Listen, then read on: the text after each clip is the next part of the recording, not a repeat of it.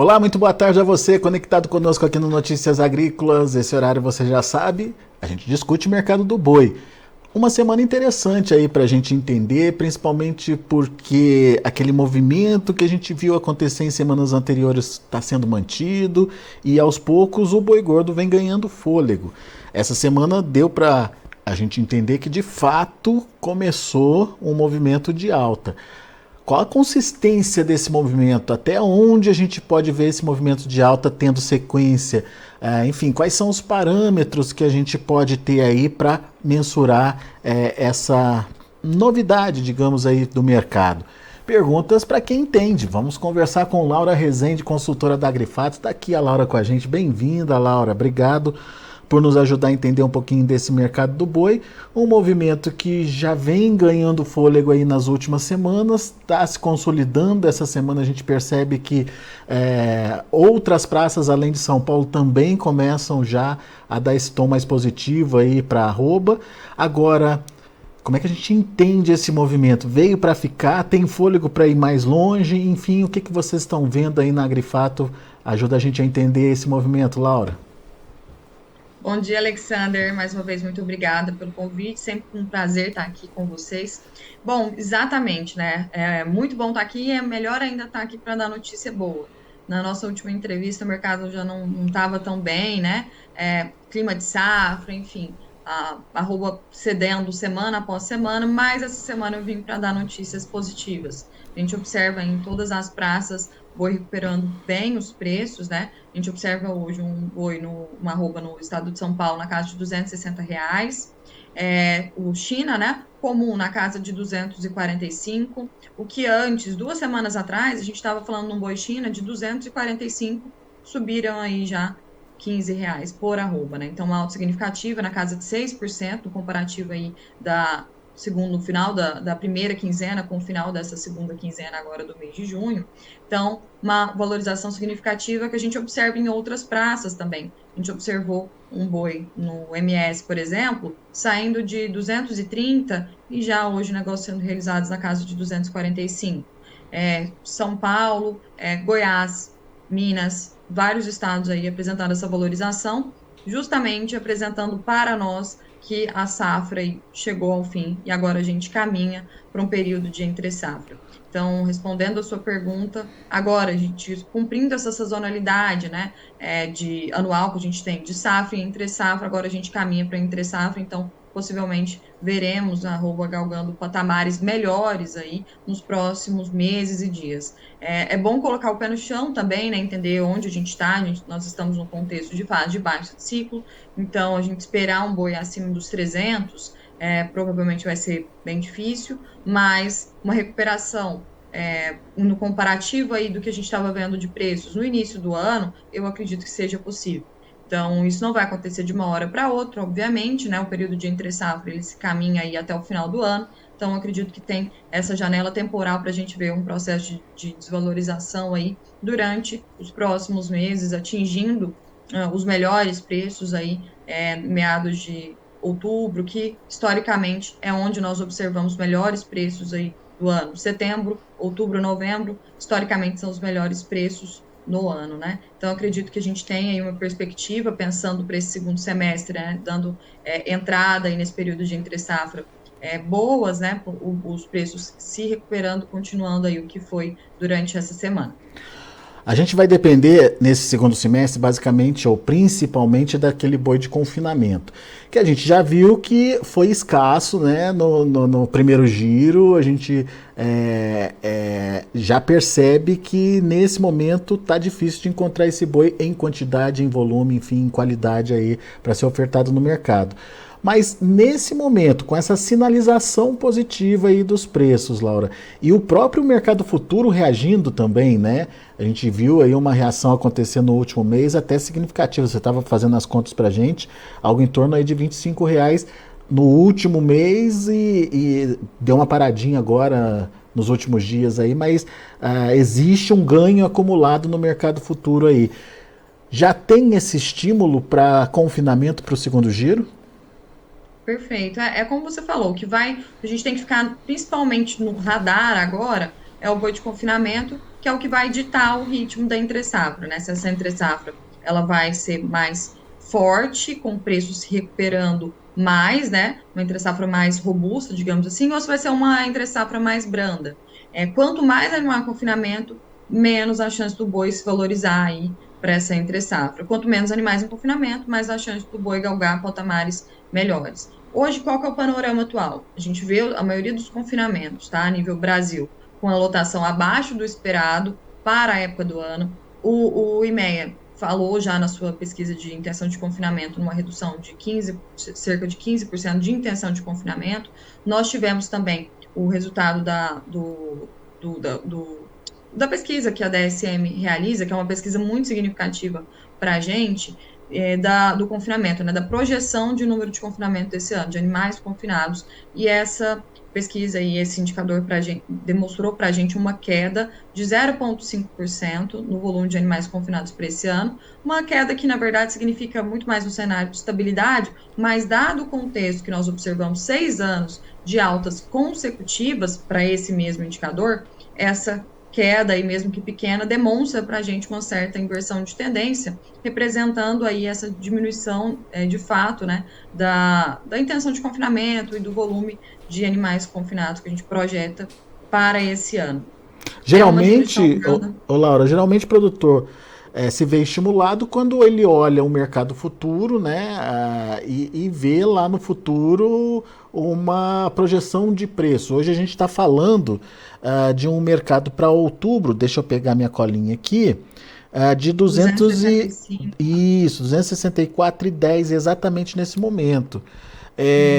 Esse valor já estimula o produtor? A conta Ainda não. fecha? Ainda não fecha.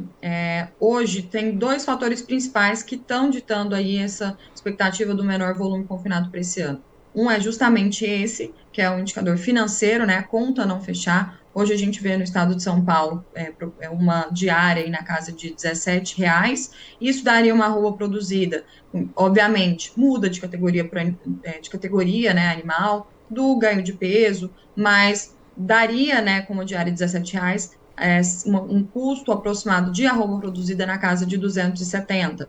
Então, hoje, a gente olhando para os preços tanto da B3 quanto os preços físicos de São Paulo, o pecuarista que faz a conta, ele não vê viabilidade em alojar esse animal no confinamento. Olhando para outros estados, essa situação está mais complexa ainda. Goiás, por exemplo, nós observamos um custo, falando aí para um animal de 13 arrobas, um custo da diária de R$ 16,50, R$ 17 também, muito próximo do custo de São Paulo. Mas quando a gente observa o diferencial de base, os preços estão significativamente menores no estado de Goiás, por exemplo. Então, isso se torna mais inviável ainda. E esse mesmo cenário se repete para Minas também, que é um estado grande confinador, né? Mato Grosso também, cenário muito parecido. Então, hoje, principalmente nos confinamentos fora do estado de São Paulo, a viabilidade do confinamento está muito ruim, não está viável alojar animais. E aí tem um outro ponto também, né? Além dessa conta financeira, que hoje não fecha, olhando para o mercado futuro e para os preços do físico, nós temos a questão psicológica, de certa forma, né? Porque a gente está num momento de fase de baixa, o pecuarista está muito receoso, a volatilidade de preços está muito alta. Então, para o pecuarista tomar a decisão de alojar os animais, ele tem que ir hoje no risco, porque nem na AB3, se ele for utilizar uma estratégia de trava de preços, ele consegue travar esse animal garantindo margem. Então, o fator psicológico é algo que conta muito também, né? Nós vemos aí os pecuaristas sem estímulo mesmo para continuar investindo na atividade, ainda mais no cenário de confinamento, que aumenta custo e, obviamente, aumenta risco também. Então, hoje, esses dois fatores são o que mais contribuem para essa diminuição da expectativa de animais confinados. Mas, na última semana, a gente já observou aqui com as pessoas que nós conversamos aqui, um aumento do interesse em se confinar um pouco mais os animais, mas nada que refletisse significativamente para nós falarmos, olha, hoje os confinamentos estão lotados, de fato. Então, a gente fala numa média Brasil hoje, uma lotação na casa de 60%, 70%, sendo que o estado de São Paulo um pouco mais lotados, e os outros estados, como Goiás, Minas, menos lotados em relação a São Paulo. E a gente já viu contas aqui no Notícias Agrícolas, conversando com os especialistas, contas de confinamento que vão desde 5 milhões de cabeça, ou seja, 1 milhão e pouco abaixo do ano passado, até 7 milhões de cabeça, acima, portanto, do que fechou no ano passado. Se eu não me engano, foi algo em torno de 6,2 milhões de cabeças. Tá muito aberto ainda, né, Laura? E tudo vai depender do estímulo que o produtor tiver a partir de agora, certo? Exato, porque o animal, para ele sair ali no pico da entre-safra, que seria outubro, novembro, ele teria que entrar, estar alojado, né, da entrada no confinamento, até julho, agosto. Então, já estamos praticamente em julho, né, finalzinho de maio, a próxima semana, finalzinho de junho, perdão, a próxima semana nós já entramos no mês de julho, então vai ser os meses que a gente tem que ficar mais no radar. A atenção agora tem que ser voltada para a intenção de confinamento, que hoje a conta não está fechando. E aí, menos animais confinados, essa expectativa de preços que nós temos hoje para o mercado futuro, 264, 265, que nós já observamos uma valorização significativa, como você comentou, a gente pega o preço aí que fechou maio, nós já observamos uma valorização para o contrato de outubro, frente ao menor preço, de mais de 24, 25 reais por arroba. Então, os preços já melhoraram bastante no mercado futuro, apesar dessa semana a gente estar com preços mais lateralizados, né? Mas nós já observamos os preços elevando de patamares, galgando preços melhores. A gente pega um comparativo em 15 dias, aí os preços subiram mais de 10 reais por arroba, justamente refletindo essa melhora do mercado físico, né? O mercado físico melhorando, reagindo, o futuro tende a acompanhar também, precificar esse movimento, mas a gente está observando que o futuro está andando meio de lado, que foi o que ocorreu essa semana. Então, um dia nós observamos preços melhores, no outro dia essa melhora volta ao patamar que estava anteriormente, e está andando um pouco de lado. Precisamos de notícias mais quentes, um ânimo mais aquecido aí, para nos trazer preços acima desses 265 que nós estamos observando para outubro, novembro. Bom, ok, a demanda ainda tem essa interrogação por conta da falta de estímulo aí para o pecuarista. A gente ainda não sabe se ele está disposto a encarar esse desafio aí.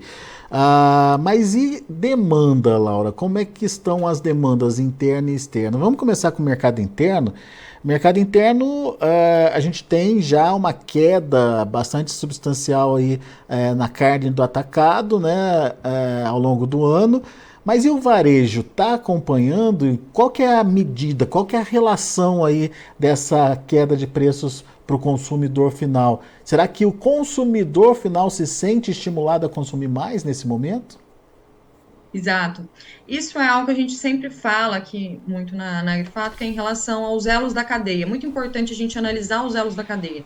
Durante um tempo, o varejo ficou bem negativo a conta do varejo em relação às demais cadeias. Então, falando aí do pecuarista, do frigorífico, o varejo, durante um tempo, ficou com as contas bem piores, principalmente no período de pandemia. Então, o boi galgou patamares bem mais altos, né? A gente observou uma valorização bem intensa aí do boi entre os anos de 2020 e 2021, até primeiro semestre aí de 2022, e depois disso, o boi segue aí em viés mais de baixa, caindo, cedendo bastante.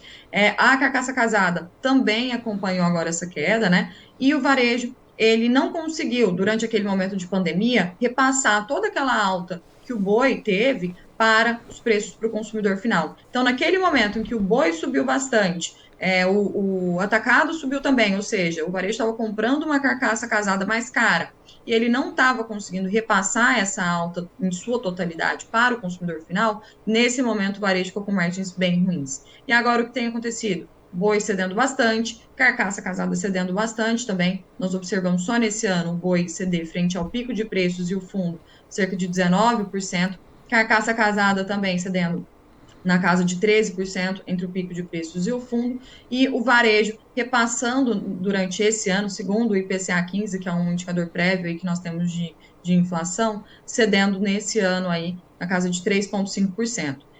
Por que o varejo não está repassando essa queda total? Porque o varejo está aproveitando agora para recompor suas margens, que ficaram bem aquém durante esse período em que o boi subiu, a carcaça casada subiu, e eles não conseguiram repassar isso para o consumidor final por questões econômicas, né? Então, hoje, o varejo ele não está caindo tanto como está caindo os preços da carcaça casada e do boi gordo, mas já apresentou uma queda aí durante esse ano, que é um sinal positivo para dar um pouco mais de fluidez, né, para esses elos da cadeia.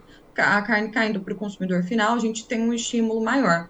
Mas eu não acredito que, apesar dessa queda ainda ser projetada para os meses à frente, a gente acredita que essa queda ela vai continuar durante os demais meses do ano, tá, para o consumidor final, até correlacionado, né, pelo excedente de oferta que a gente projeta para esse ano, e que os números do IBGE, inclusive, já vem demonstrando para a gente um aumento do abate de mais de 4%, nós não acreditamos que essa queda dos preços da carne bovina vão ser suficientes para ter um estímulo forte que vai tracionar os preços melhores para a arroba bovina. Então, falando num contexto mais de longo prazo, vemos ainda preços, né, da carcaça casada ruins, preços no varejo evoluindo aí muito pouco, né, eles tendo que abaixar para dar escoamento, promoções de carnes em supermercados, né, e o que a gente tem observado durante essa semana foi uma queda aí da carcaça casada na casa de 1%, correspondendo a essa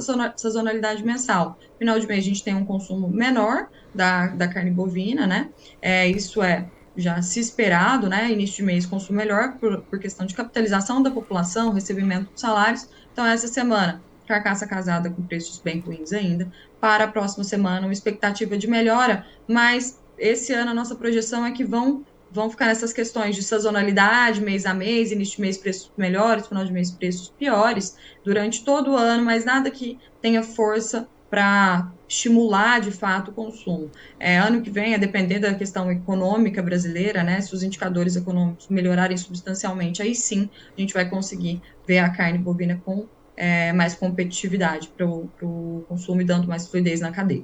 Recapitulando então, Laura, o boi cai 19% no ano, no atacado a carne cai 13% e no varejo 3,5%. Exatamente. Muito bem.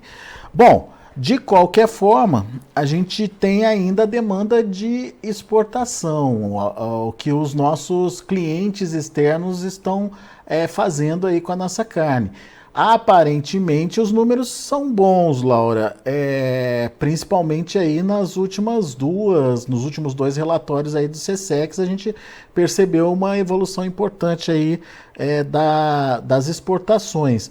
Qual o impacto disso, até para a formação de preços da arroba, até para um enxugamento aí do mercado, quando a gente fala desse ciclo mais positivo, maior oferta de animais aí? Com certeza, né? Hoje ainda o nosso maior consumidor é mercado interno, mas o mercado externo ele tem uma importância muito grande aqui para nós, principalmente quando a gente fala em preços melhores de bonificação, né? Falando no spread China aí, né?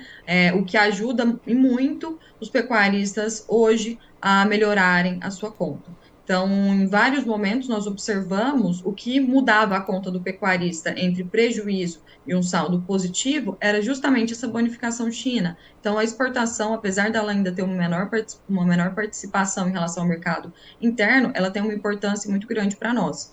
Como que está o cenário de exportação hoje? Junho tem sido um mês muito bom de exportações, assim como maio. Maio foi recorde de exportações, né? Nós superamos em 8% o recorde anterior, que foi maio de 2020. Então, maio muito bom. Junho continua embarcando volumes muito bons. Nós estamos com uma média diária no mês de junho até a semana passada superior em 33% ao mesmo período, então, a junho do ano passado, né? Volume, então, saindo muito bem. Mas quando a gente olha para preços, nós observamos um cenário não tão positivo assim. Hoje, o dianteiro está sendo negociado na casa de 4.400, 4.500 para a China, que é o nosso maior consumidor.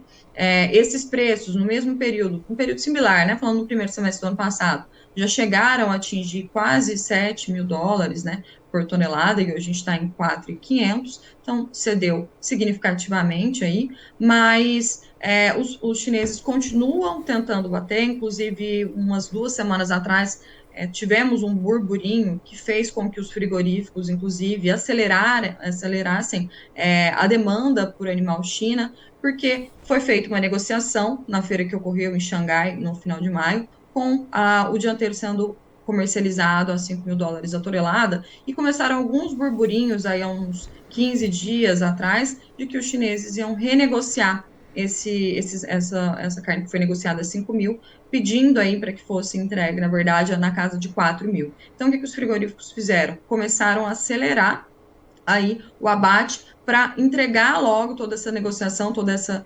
demanda que foi solicitada pelos chineses e não ser possível aí ser realizada essa renegociação. Então, conseguir entregar tudo que tinha para entregar a 5 mil e não a 4 mil, como esse burburinho sugeriu que os chineses solicitariam essa renegociação.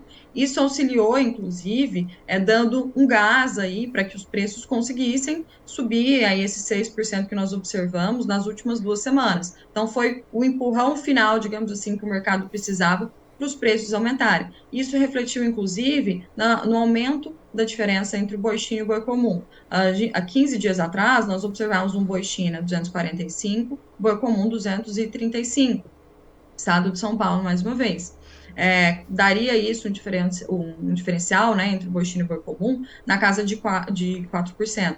Hoje, esse diferencial ele já está na casa de 6%, porque o boi China está sendo mais valorizado justamente porque os frigoríficos tiveram que puxar, né, tracionar gado para não correr esse risco aí da renegociação.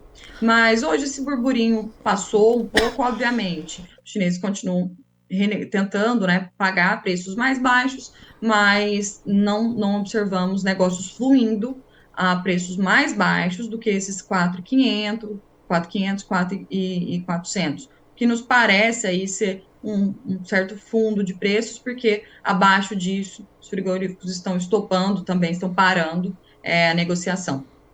Então, mercado internacional indo bem, nossa expectativa para o segundo semestre é de melhor ainda, tá? A gente olhando sazonalmente, nós observamos que o maior volume de exportação para a China, ele ocorre no segundo semestre, justamente pelos feriados. Então, quando nós observamos setembro, outubro, aí eles correspondem a cerca de 11% de tudo que é embarcado durante o ano, ao passo que em janeiro nós observamos uma correspondência do total embarcado na casa de 6%. Então, janeiro, primeiro semestre no geral, a gente embarca menos, segundo semestre nós embarcamos mais pelos feriados na China. Então, expectativa positiva.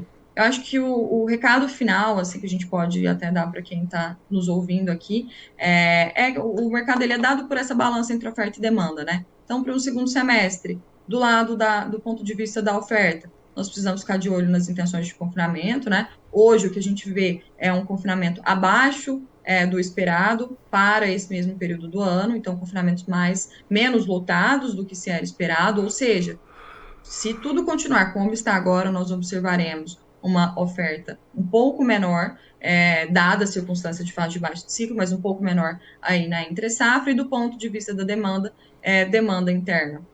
Ainda banho-maria, andando de lado, situação um compasso bem ruim ainda, tá? Mas mercado externo, situação um pouco melhor em relação ao volume, o que nos eleva a uma expectativa de melhora de preços para esse período de entre-safra. Boa, Laura.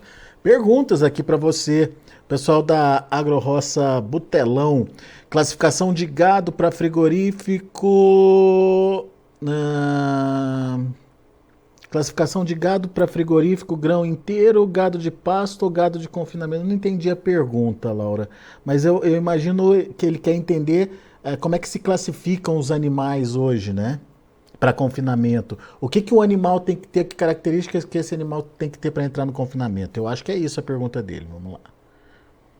Na verdade, o pecuarista que decide o tipo de animal que ele quer alojar, né? Alguns confinamentos não aceitam fêmeas, então isso tem que ser observado antes da negociação, mas em relação à categoria, isso não impacta muito, vai impactar, obviamente, do resultado do pecuarista, né? Se for um animal potencial melhor de ganho de carcaça, esse animal vai ter um desempenho, né, melhor ali no confinamento. Se for um animal mestiço, um animal com uma genética um pouco pior, ele vai ter um desempenho pior, isso vai refletir na rentabilidade do pecuarista, mas no geral os confinamentos eles olham muito mais peso de entrada.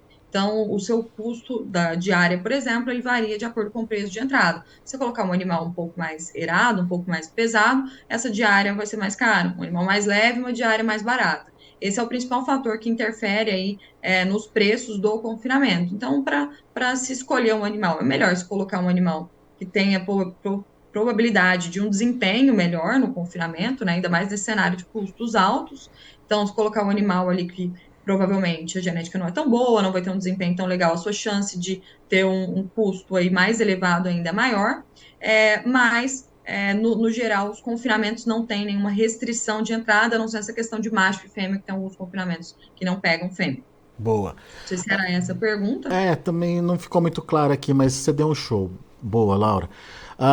O Felipe III quer saber se estamos indo rumo aos 300, Laura. Será que a gente vai ver o boi de volta aí nessa faixa? Olha, é Felipe, né? Isso, Felipe. Felipe, gostaria de dizer que sim, tá? Até acima. Mas 300 eu já acho que é um patamar um pouco mais difícil de nós chegarmos. Impossível, claro que não, porque o mercado ele é soberano, né? A gente só tenta ler ele aqui no meio desse furacão que às vezes ocorre. Mas eu falaria nos melhores preços desse ano na casa de 290 base São Paulo. Ainda estou sendo otimista, tá? Tem alguns analistas que não acreditam que esse preço seja possível, mas isso é uma perspectiva até um pouco pessoal, assim mesmo, né? Porque óbvio que o futuro ninguém sabe, mas se eu pudesse falar em preços, os melhores preços do ano para essa entre safra, eu falaria na casa de 290, preços bons. 300, eu acho que vai ser um patamar difícil de nós atingirmos. O Antônio Silva reforça que tem que reagir mesmo. O Valdir diz aqui que não está subindo, que está recuperando apenas, Laura. Subir vai ser difícil, né? Buscar aí aquele patamar acima dos 300, você já explicou que vai ser mais difícil aí esse ano. E o Antônio Silva pergunta se a vaca vai subir também. Nós estamos numa situação difícil para a fêmea, tá? Isso pela fase de baixo ciclo que nós estamos observando. Fêmeas aumentando muito sua participação no total abatido. Os dados do IBGE do primeiro trimestre desse ano demonstraram para a gente um aumento da participação de fêmeas significativamente no abate, tá? As fêmeas, em comparativo ao mesmo período do ano passado, aumentaram em 17% o volume de fêmeas sendo encaminhadas para a linha de abate. Na participação em relação macho e fêmea, que antes, no mesmo período do ano passado, estava ali na casa de 37% das fêmeas participando do total abatido, hoje, já nesse primeiro trimestre, já subiu para a casa de 44%. Então, muita fêmea sendo descartada, indo para a linha de abate, né? Cria muito desestimulada, preços do bezerro muito baixos aí, isso faz com que o pecuarista leve mais essas fêmeas para a linha de abate, descarte de fato, e acaba refletindo nos preços, né? Então, a diferença entre o preço de macho e de fêmea está aí nos maiores níveis históricos, né? A fêmea, de fato, não está valendo nada também para o gancho, por duas questões. Aí a gente tem que falar de vaca e novilha, né? Novilha ainda está um pouco mais vantajosa porque consegue ser encaminhada para a China, um animal mais novo, tem aquela exigência da China de até 4 dentes, né? 30 meses, então a novilha se encaixa nesse perfil, ainda consegue ser mais bem remunerada. Já a vaca não tem boas perspectivas para melhora, não. Acredito que esse ano o preço da vaca vai continuar bem ruim, porque tem muita oferta, e aí e não tem tanto mercado. Hoje a vaca vai mais para o mercado interno mesmo, né? E mercado interno, como nós comentamos aqui, ainda bem ruim, então não tem perspectivas de melhora de preços para a vaca. Vai acompanhar, claro, né, o preço do boi, mas essa diferença grande que nós estamos observando hoje, eu acredito que ela deve permanecer aí por esse ano e até mais o ano que vem. Você respondeu ao Antônio Silva e o Pablo Reis tem uma pergunta nessa mesma linha aí. Alguém me explica por que só o boi está subindo e a vaca não está? Resposta já trazida aí pela Laura, explicação que é questão de oferta, né, Laura? Não tem jeito, quanto mais oferta, a situação aí é de pressão mesmo, né? Não tem jeito de mudar esse cenário aí, pelo menos nesse curto prazo. Vamos esperar para ver E como é é que vai ser. interessante. Pois não. E é interessante, Alexander, que a gente vê isso ocorrendo de fato, né? A gente às vezes recebe foto aqui de clientes, de parceiros, até do pessoal que segue a gente aí nas redes sociais, mandando para a gente foto de frigoríficos, né? Então, manejo de espera ali dos frigoríficos, a quantidade de fêmeas. Uhum. Outro indicador que a gente tem recebido algumas informações aqui é o percentual de fêmeas prens indo para a linha de abate. Isso é algo muito interessante que a gente tem que analisar, porque para o pecuarista chegar a descartar a fêmea e o bezerro, né? Porque quando ele manda uma fêmea para a linha de abate, ele está falando, não, eu não quero essa fêmea, nem quero o bezerro. Então, ele está fazendo um descarte duplo, digamos assim. Esse é um indicador que, de fato, não tá fazendo sentido o pecuarista realizar a atividade ali de cria e ele está desestimulado e está querendo abater mesmo fêmea. Então, mais fêmea indo para a linha de abate, demanda menor, porque as fêmeas são mais direcionadas para mercado interno ruim, não tem segredo, preço de fêmea ruim mesmo. Boa. Uma aula da Laura Rezende aqui pra gente hoje. Obrigado, Laura, pela sua participação. Mais uma vez, obrigado também aos internautas que estão participando aqui com a gente pelo chat do YouTube. Lembrando que você que está no YouTube, não deixe de fazer a sua inscrição aqui no canal, não. Dê o seu like aí pra gente. O like ajuda a gente a distribuir melhor as informações. E, obviamente, aciona ali o sininho, porque com o sininho acionado, você vai ser informado sempre que a Laura ou outro especialista estiver aqui contando pra gente um pouquinho do mercado, tá bom? Então, esse é o recado para você que está acompanhando a gente pelo YouTube. Para Laura, desejo um ótimo final de semana e que volte sempre, Laura. Muito obrigada, Alexander. Estamos sempre à disposição, assim, que precisarem de nós. Obrigada a todos e um excelente final de semana. Obrigado. E para você que nos acompanha, vamos passar os preços, vamos ver como os mercados estão trabalhando nesse momento, principalmente o mercado futuro. De olho na tela, vamos lá. Cadê o mercado futuro? Estamos sem, deixa eu olhar aqui então na home do nosso site. A gente tem aí um julho a R$ 263,55, com queda de 0,11%, agora assim na sua tela. O agosto, R$ 264,00, alta de 0,11%. O setembro, R$ 265,00, alta de 0,17%. E o outubro, R$ 264,05, queda de 0,21%. Mercado misto, então, por enquanto, tentando aí buscar o seu rumo. O indicador CPE de ontem já fechou a R$ 260,00. Olha aí, R$ 260,00 preço de ontem, com alta de 3,09%. São os números do mercado do boi. A gente vai ficando por aqui. Daqui a pouco a gente volta com outras informações, mais destaques. Lembrando você, amigo pecuarista, que se você ainda não mandou a sua história aqui para o nosso prêmio A Melhor História de um Agricultor, ainda dá tempo. Tá ficando apertado, até hoje, até as 11 horas e 59 minutos, horário de Brasília, para o encerramento aí do recebimento das histórias, né? Mas corre lá, dá tempo, faz a sua história, 2 minutinhos, se for pelo celular, grava na horizontal e manda pra gente a sua história, aquela história legal que você gosta de contar, que seus amigos gostam de ouvir, a história da sua família, a história da sua fazenda, enfim, qualquer história relacionada ao agronegócio será sempre bem-vinda. E os nossos patrocinadores, entre eles a Syngenta, estão também articulando aí para que você possa ter um ambiente favorável para contar a sua história. E a Syngenta tem um recadinho para você. Vamos lá! Você já conhece o Acessa Agro?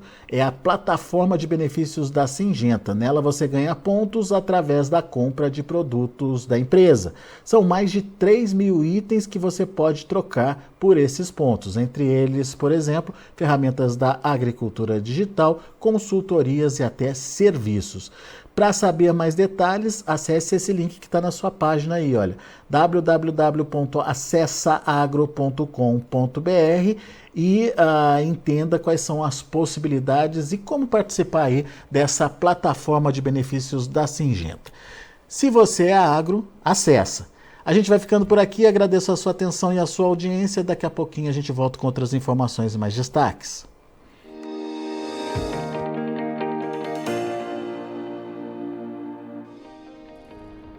Se inscreva em nossas mídias sociais, no Facebook Notícias Agrícolas, no Instagram @Notícias Agrícolas e no nosso Twitter @Notiagre. E para não perder nenhum vídeo, não se esqueça de nos acompanhar no YouTube e na Twitch, Notícias Agrícolas Oficial.